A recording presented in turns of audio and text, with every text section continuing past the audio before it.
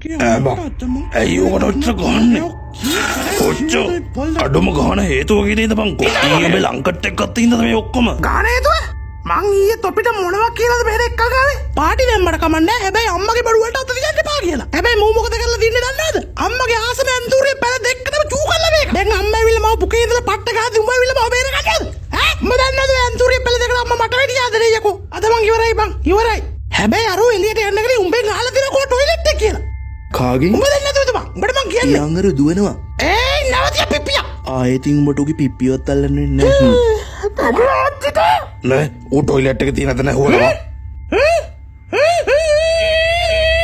එන ඌ මොකද නාම ඉත